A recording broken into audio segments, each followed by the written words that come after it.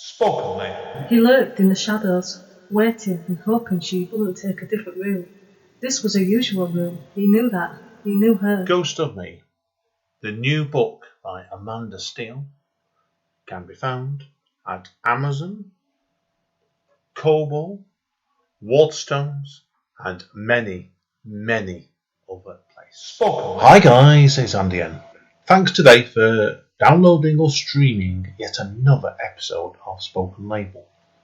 As you may or may not be aware, Spoken Label was started in the beginning of 2006, and currently we have well over 150 sessions recorded since then. Although you can find it on various networks, the full archive is available for streaming and downloading at Spoken Label bandcamp.com.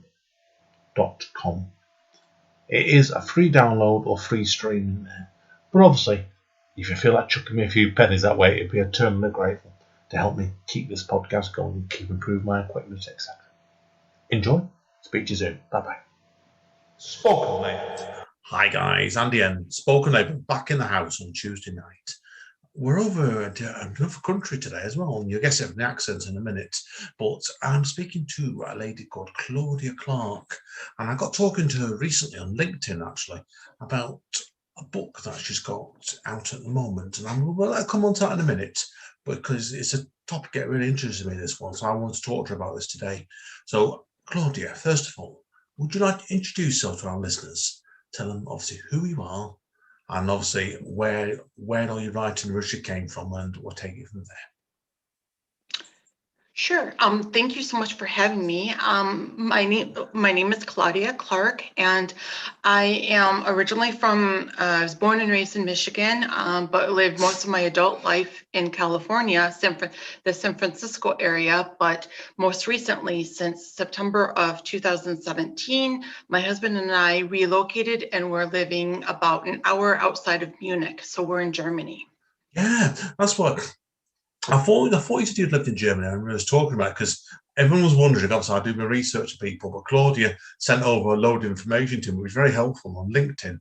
And we can't get into LinkedIn tonight, so it doesn't help matters at all. That. But what made you want to move to you and your husband to move to Germany in the first place? Then? Well, that's kind of a long story. My uncle was stationed in Germany in the 1980s and 1990s, and when I visited when I was in high school, I fell in love. Growing up in Michigan, Michigan isn't flat, but it doesn't have the mountains that Germany does, and I truly fell in love with the Alps. And I said one day I'm going to live here, and we.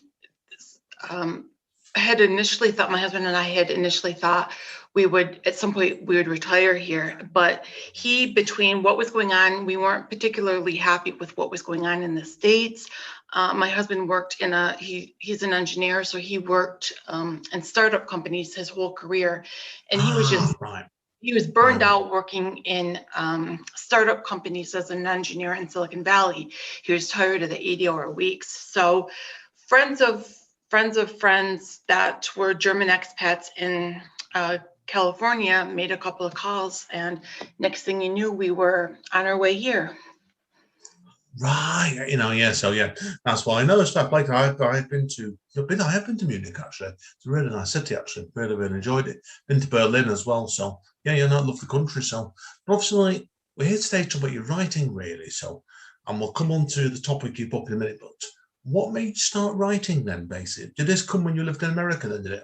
Or was it come later in life? Yeah, that's actually kind of a long story too. The book I wrote was about the relationship between U.S. President Obama and German Chancellor Merkel, and there were a lot of things that went into it. I studied both politics, political science, and history when I was in college, and I just happened, I don't know what it was, but right after right after the 2016 election, President Obama was in Germany for his final European trip, and he and Chancellor Merkel were having their final press conference together.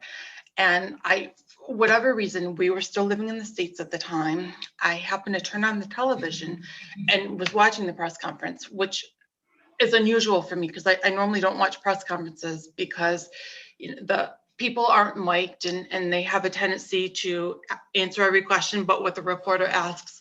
But for whatever reason, I was intrigued. And I just remember watching Chancellor Merkel. And, this is the woman that everybody, she has the reputation of being poker face. No emotion. She's very, very straight laced. And I remember she looked like she was about to cry when she and President Obama were talking. And so that was in the back. And then, that was kind of in the back of my mind. And then over the next couple of days, the media in the States was showing, different articles about pictures of the two of them over their 8-year working relationship, proof that with headlines such as proof Obama and Merkel are really going to miss one another when Obama leaves office. So that was kind of in the back of my mind. And then I happened to watch, we were still in the States at the time, and I happened to watch the very first press conference between Trump and Chancellor Merkel, and when he wouldn't even shake her hand. And then the media, of course, was making fun of, they're comparing and contrasting Obama and Merkel with Trump and Merkel. And then I realized that there was something to that relationship. And I remember when I was in a graduate history class, people were talking, my professor was talking about the relationship between Churchill and FDR, and that they had been very, very good friends, and that books had been written about the two of them. So after I was comparing and contrasting Merkel and Obama to Trump and Merkel, so I said, okay, let me see what I can do. Let me see if there's research out there, if there's something really available that I could actually write a book. And at this point, when when Merkel came to Washington, this was in March of 2017. At this point, my husband and I knew we were going to move. And I knew that I needed to do something that my German is limited, so I really can't work in Germany yet. It's kind of a work in progress.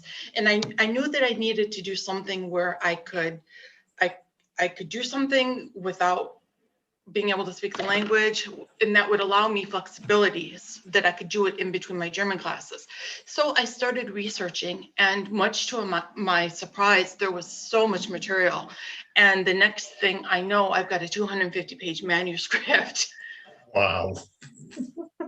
Good grief, yeah. And is that from your first draft then, based on that? Was it alone, the 250-page manuscript? Yeah. Wow, grief. What sort of process was this then, basically? Did you find it quite an easy book to write then, did you, when you got together? There were some yes and no. One thing that I learned, I came in kind of at the tail end of the relationship when I watched their final press conference, and I had remembered that there had been some discord between the two of them over the years. For example, in the very beginning, where President Obama, who was at the time candidate Obama, wanted to speak in Berlin before the Brandenburg Gate, and Merkel said no. And so that there's some animosity between the two of them over that. And then there was also some problems when it was discovered that Obama was wiretapping Merkel's personal cell phone.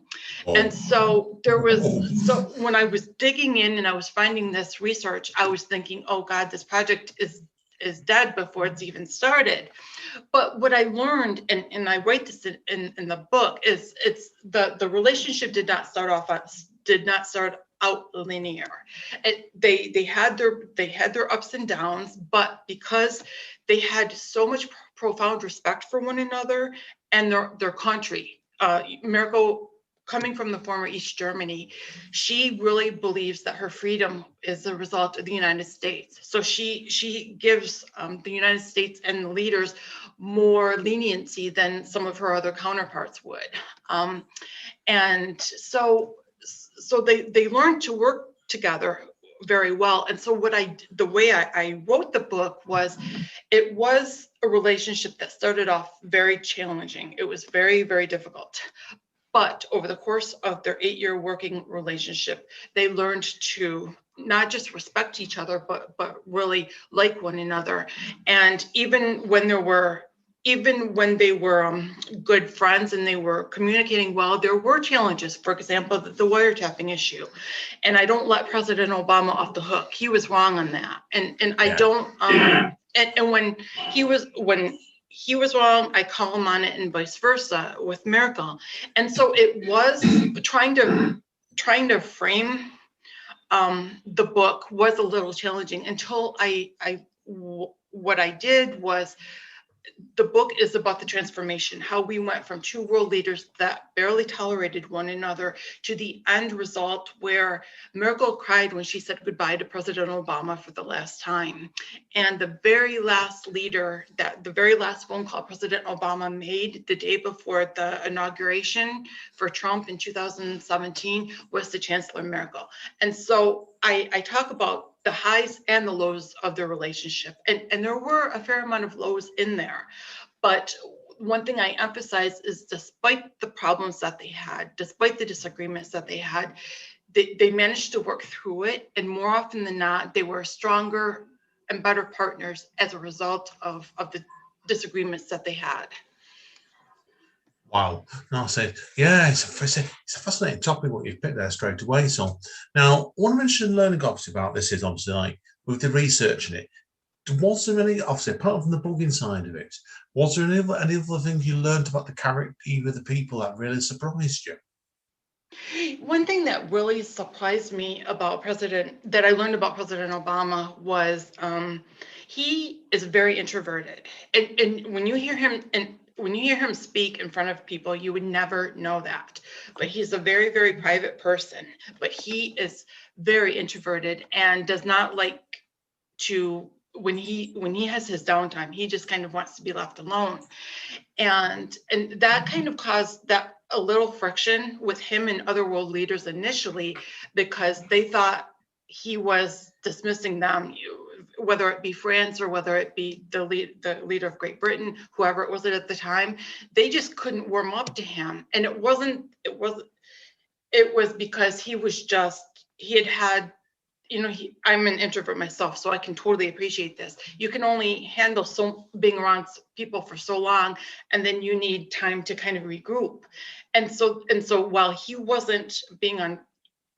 it was being perceived he was being unfriendly to world leaders like France and Great Britain and Italy, it was just he needed time to decompress. And I argue this in the book that Merkel was able to break through that wall a little bit, in part because she was so adamant, such a strong supporter of the United States, that she tried harder. She really wanted that relationship with the United States, and I think she tried a little harder than the others may have because of her East German roots. And when you see President Obama, you would never, when you see him speaking or in front of people, you would never know that he was an introvert. But apparently and I think that was probably the most interesting thing I learned. And I'm an introvert like that too. I can get up and speak in front of 500 people and not have a problem.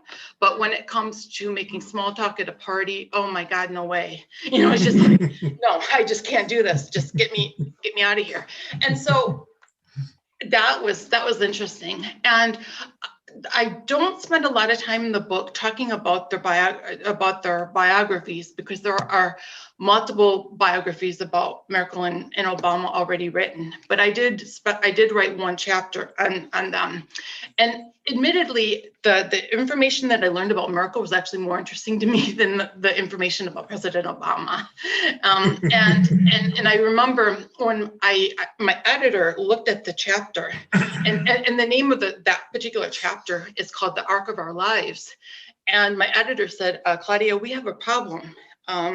You have 10-page biography on Obama and a 25-page on Merkel. You either need to write more about Obama or take out some of the information on Merkel.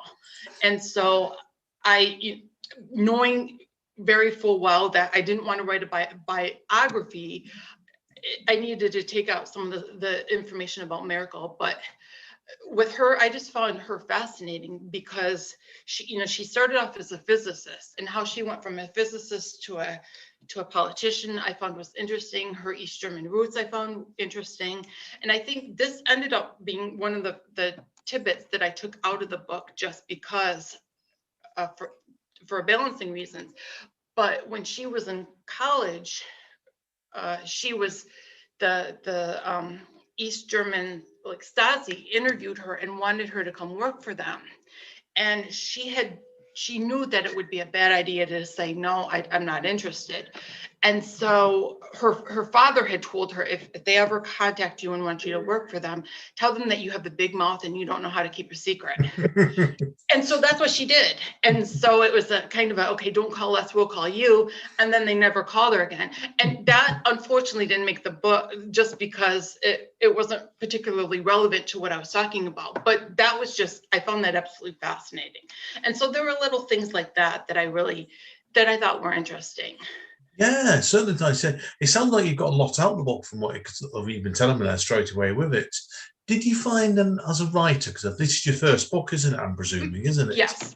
Yeah. Did you find actually your approach to writing itself changed over the development of this book? Perhaps the way you've been researched? No.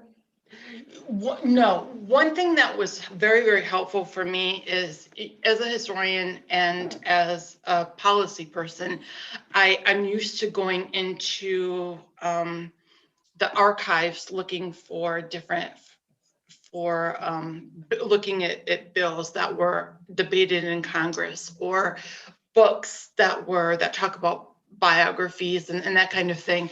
So I was used to that. But one of the things that I did in this book, and I was able to, was that I looked at I had the transcripts of all the press conferences between Merkel and Obama. So I had the written words in front of me, but at the same time, I could watch the videos on the White House archives.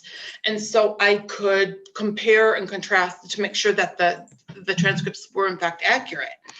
And one of the ways I used to gauge the relationship between Merkel and Obama there were three criteria I used, and one of them was how they interacted with one another. And when I was looking at the videos, I could see them laughing and I could see them smiling and I could, rolling their eyes at one another. And you didn't see that in the transcript. And so I was really happy that was a very welcome surprise that I was able to actually see that kind of interaction. And I wrote my master's thesis in history in 2004, and we were just on the brink of having all these modern technologies, so to speak, at our disposal. So it was a welcome surprise to be able to have both, access to both.